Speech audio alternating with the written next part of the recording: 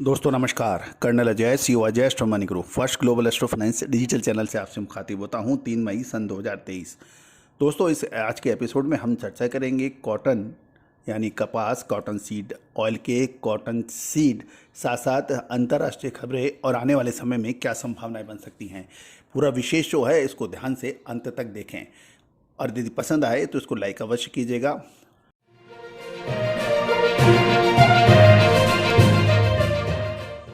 दोस्तों colonel Ajay, CEO Ajay Astro Money Group first global astro finance digital channel से आपसे मुखातिब होता हूं। दोस्तों आज के शो में हम कपास के बारे में बात करेंगे। खबर निकल के आ रही है कि कॉटन की सोइंग यानी बिजाई शुरू हो चुकी है और इंदौर डिवीज़न के अंदर कपास की बिजाई में 5% की बढ़त के समाचार मिल रहे हैं। खासकर खरगोन, बरवानी, खंडवा के इलाके में कपास की बिजाई हो चुकी है, लेकिन किसानों की शिकायत यह है कि कॉटन सीड के भाव पिछले साल के मुकाबले उनको अधिक देने पड़ रहे हैं। पिछले साल जो कॉटन सीड जो 6,000 से 6200 रुपये के भाव थे, अभी उनको 8,000 रुपये के भाव देने पड़ रहे हैं। कॉटन सीज़न 2023-24 की शुरुआत हो चुकी है। पंजाब, हरियाणा, राजस्थान में बिजाई के समाचार मिल रहे हैं। यदि हम पिछले आंकड़े देखें तो साल 2022-23 में 15.50 लाख हेक्टेयर की में कपास की बिजाई इन इलाकों में हुई थी। खबर निकल के आ रही है कि लगभग 50% से अधिक कपास मंडियों में आ चुकी है और अराइवल 1,40,000 से 1,60,000 बेल्स प्रतिदिन हो रही है। कपास के भाव में बहुत ज़्यादा परिवर्तन नहीं है। इसमें गुजरात के अंदर जो राजकोट के अंदर बीटी कॉटन के भाव में 140 रुपये प्रति क्विंटल बढ़त के समाचार मिल रहे हैं। ये 8,160 से 8,300 रुपये हो गए हैं बीटी कॉटन में। साथ साथ गुजरात के पाटन के अंदर बीटी कॉटन के भाव में भी 75 रुपये प्रति क्विंटल की बढ़त बताई जा रही है। ये 8,000 से 8,075 रुपये हो गए हैं। साथ साथ हरियाणा के भिवानी के अंदर देखें तो बीटी कॉटन के भाव में 50 रुपये की गिरावट है। ये 8,000 से घटकर 7,950 बताया जा रहा है। हरियाणा के फतेहाबाद के अंदर भी 60 रुपये क्विंटल की गिरावट है। ये 7,660 से घटकर 7,600 बताया जा रहा है। राजस्थान के अंदर रावतसर के अंदर बीटी कॉटन के भाव 7,900 पे बने हुए हैं। महाराष्ट्र के अंदर अमरावती के मैक 1 के भाव 7,700 बताए जा रहे हैं। आंध्र प्रदेश में अडोनी के अंदर 7,500 अनजिंट के भाव बताए जा रहे हैं। जहां तक पंजाब का सवाल है, वहां पे 50 रुपये की गिरावट है। बठिंडा के अंदर J34 की वैरायटी 6300 से घट के 6250 रुपये हो गई है। अबोर के अंदर J34 के भाव 6,300 से घटकर 6,275 रुपये मंड बताए जा रहे हैं। हरियाणा सिरसा के अंदर भी J34 के भाव 6,275 से घट के 6,225, यहाँ भी 50 रुपये की गिरावट है। कॉटन सीड के अंदर मामूली बढ़त दिखाई दी जा रही है। 1 मई के जो भाव गुजरात के अंदर 940 थे, ये 950 रुपये के भाव बताए जा रहे हैं। दिल्ली के अंदर कोई परिवर्तन नहीं है। महाराष्ट्र में, मुंबई में 970 के भाव बताए जा रहे हैं। कपास या खली के भाव के अंदर भी कोई बहुत बड़ा ज़्यादा परिवर्तन नहीं है। गुजरात के महसाना कंडी में 2,799, महाराष्ट्र का 2,835, 2,853 के भाव बताए जा रहे हैं। अगले लगभग 3 से 4 सप्ताह भारत और अमेरिका के लिए कॉटन मार्केट के लिए निर्णायक साबित हो सकता है। साथ साथ फेड मीटिंग के ऊपर भी हमें नज़र रखना उचित होगा, क्योंकि फेड के जो अमेरिका में मनी सप्लाई की पोजीशन बहुत टाइट हो गई है और ये 60 वर्ष के न्यूनतम स्तर पर पहुंच गई है, जिसके कारण अमेरिकन मार्केट में लिक्विडिटी यानी तरलता, पैसे की बहुत टाइट पोजीशन है। इसी स्थिति के कारण फेड ने 2023 में कम से कम एक बार इसमें ब्याज दर को घटाना पड़ेगा। कि गौरतलब है कि लगातार मुद्रास्फीति को कंट्रोल करने के लिए फेड रेट बढ़ाता जा रहा है, लेकिन ये अब नकारात्मक साबित हो सकता है अमेरिकन और ग्लोबल मार्केट के लिए।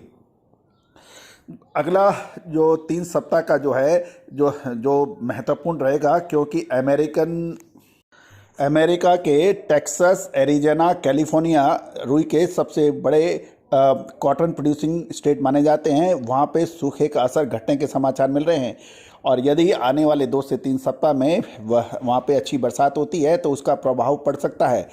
साथ साथ यदि हम अमेरिकन के साथ साथ यदि ऑस्ट्रेलिया की तरफ नज़र डालें, ऑस्ट्रेलिया और भारतीय रुई का भाव लगभग समान है और अमेरिकन रुई के भाव, इन दोनों देशों के रुई के भाव से 15 सेंट का फर्क है। स्ट्रॉन्ग अल नीनो की स्थिति पैदा होने पर अफ्रीका, ऑस्ट्रेलिया, भारत, अमेरिका के कुछ देशों में बरसात की कमी पैदा हो सकती है।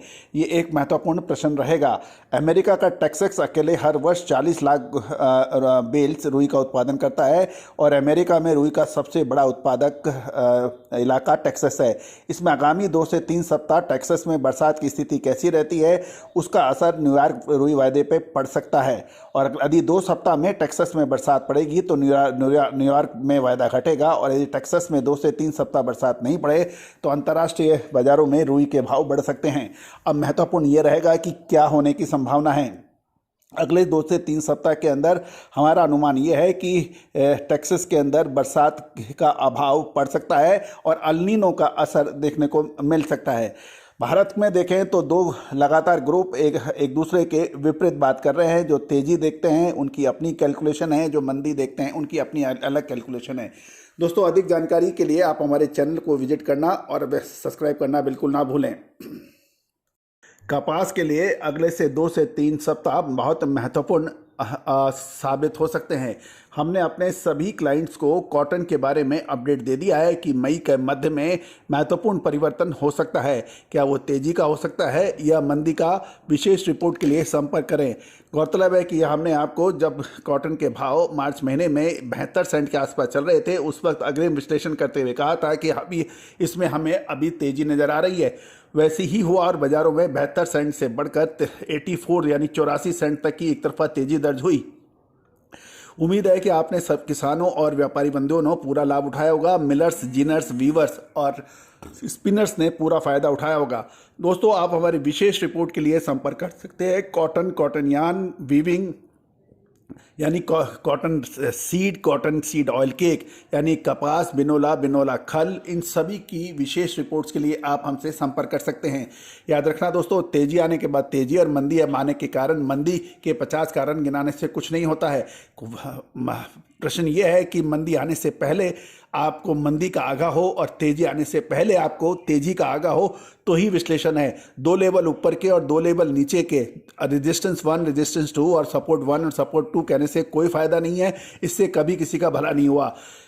विश्लेषण वो जो आपको अग्रिम बोले, मजबूती से बोले क्या हो सकता है, वही विश्लेषण है। और दोस्तों, अजय एस्ट्रो मनी गुरु देश का पहला चैनल है जो एस्ट्रो टेक्निकल यानी फंडामेंटल एनालिसिस, टेक्निकल एनालिसिस और इंडियन सिस्टम ऑफ एस्ट्रोलॉजी यानी फाइनेंशियल एस्ट्रोलॉजी का संयुक्त प्रयासों से आपको अपना विश्लेषण देता है, जो अक्सर सही साबित होता है। और आप सभी का हमारे चैनल को प्यार और विश्वास देने के लिए बहुत बहुत धन्यवाद। नंबर स्क्रीन पे हैं, विशेष रिपोर्ट के लिए संपर्क कर सकते हैं। All the very best, good luck, happy trading.